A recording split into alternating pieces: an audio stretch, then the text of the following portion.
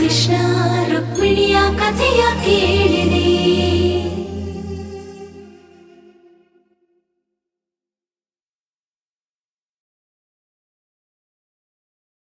ನಿಮ್ಮನೆ ಮಗಳಿಂದ ಮುರಿದೋಗ್ತಾ ಇದ್ದಿದ್ದ ಸಂಬಂಧನ ಗಟ್ಟಿ ಮಾಡೋದಕ್ಕಂತಾನೆ ಈ ಮನೆ ಮಗ ಹೋಗಿದ್ದಾರೆ.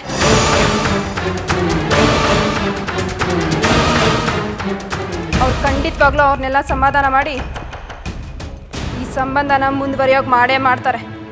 ನೆನಪಿರ್ಲಿ. ಪಾಪ ನಿಮಗೆ ವಿಷಯ ಕೇಳಿ ಬೆವರಿಳಿತಾ ಇರ್ಬೇಕಲ್ವಾ? ಏನ್ ಮೇಟ್ರಪ್ಪ, ಆವಾಗಿಂದ ನಿಮ್ಗೋಸ್ಕರನೇ ಕಾಯ್ತಾ ಇವ್ನಿ. ನೀವು ನೋಡಿದ್ರು ನೋಡದೇ ಇರೋಂಗೆ ಹೋಯ್ತಾ ಇದ್ದೀರಾ? ಕ್ಷಮಿಸಿ, ನಾನು ನಿಮ್ಮನ್ನು ನೋಡಲಿಲ್ಲ. ಅದು ಸರಿ ಹೇಳಿ. ಮದುವೆ ಮಾಡ್ಕೊಟ್ಬಿಟ್ಟು ಮಗಳು ಹೆಂಗ್ ಸಂಸಾರ ಮಾಡ್ತಾವಳೆ ಅಂತ ನೋಡದೇ ಇರೋರು ನನ್ನೆಲ್ಲಿ ನೋಡ್ತೀರಾ? ಯಾಕಪ್ಪ, ಈಗೇನಾಯ್ತು? ಎಲ್ಲ ಸರಿ ಹೋಗಿದೆಯಲ್ಲ?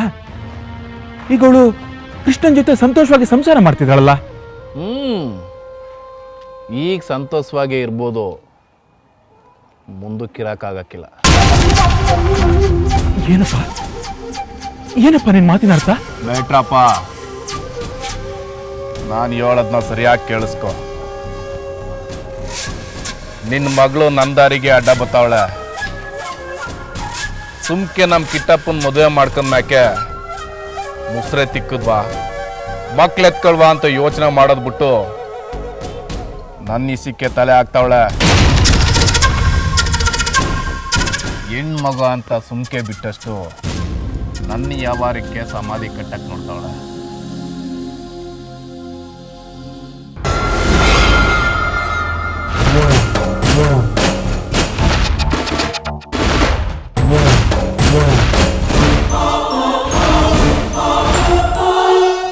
ಎದುರುಕಬೇಡಿ ಮೇಷ್ಟ್ರೆ, ನಾನು ನಿಮ್ ಸುಡಾಕಿಲ್ಲ.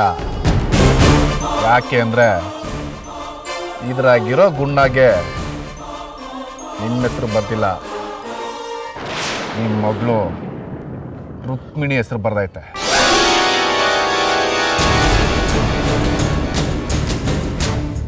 ಮೇಟ್ರಪ್ಪ,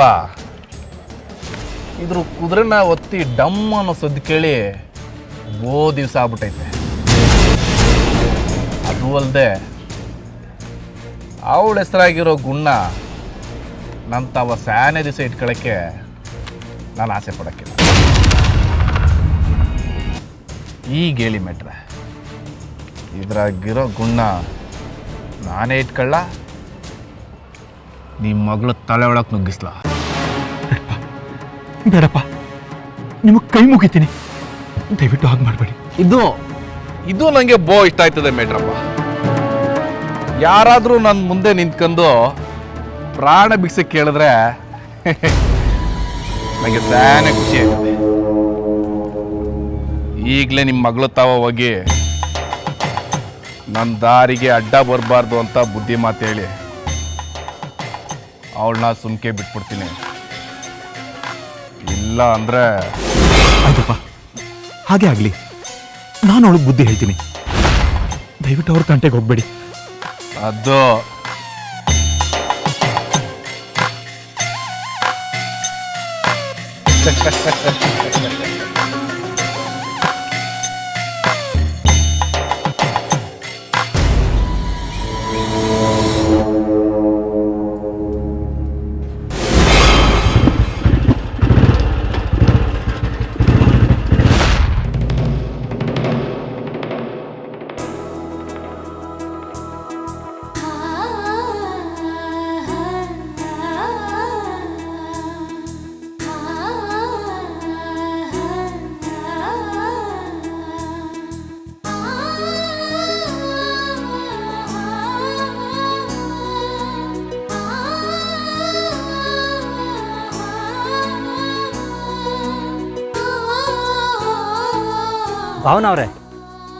ಭಾವನವ್ರೆ ಪ್ಲೀಸ್ ನಿಂತ್ಕೊಳ್ಳಿ. ನಿಮ್ಮ ಹತ್ರ ಮಾತಾಡ್ಬೇಕು ನಾನು. ಎಲ್ಲ ಮುಗಿದೋದ್ಮೇಲೆ ಇನ್ನೇನ್ರಿ ಮಾತಾಡೋದಿದೆ? ಇದೆ,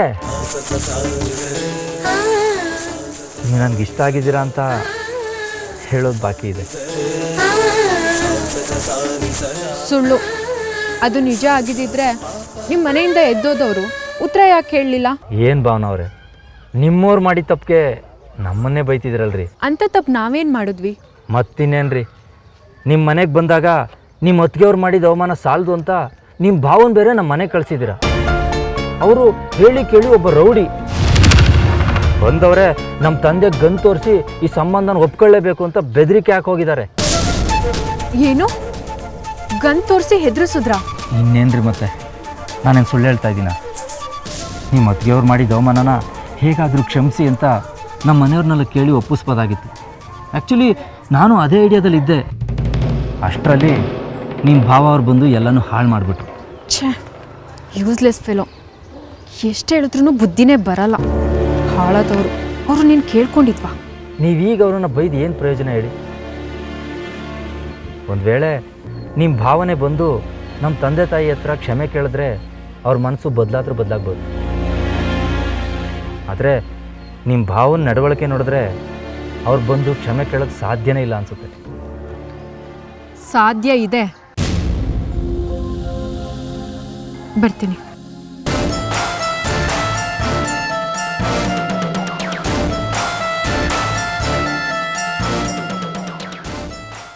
ಮಾವ, ಇವ್ರು ತಪ್ಪು ಮಾಡಿದ್ದಾರೆ ಅಂದಮೇಲೆ ಕ್ಷಮೆ ಕೇಳಲೇಬೇಕು.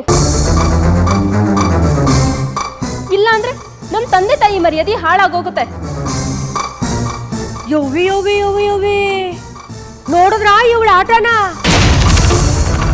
ನಮ್ಮನೆನಾಗೆ ಇಟ್ಕೊಂಡು ನಮ್ಮನೆ ಮಾನ ಮರ್ವಾದಿ ಹೋದ್ರೂ ಪರವಾಗಿಲ್ಲ, ಅವ್ರ ಮನೆ ಮಾನ ಮರ್ವಾದಿ ಉಳಿಬೇಕು ಅಂತ ಹೇಳ್ತಾಳಲ್ಲ.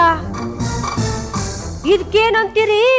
ಕೃಷ್ಣ ರುಕ್ಮಿಣಿಯ ಕಥೆಯ ನೋಡಿರಿ, ಕಲಿಯುಗ ಕೃಷ್ಣ ರುಕ್ಮಿಣಿಯ ಕಥೆಯ ಕೇಳಿರಿ.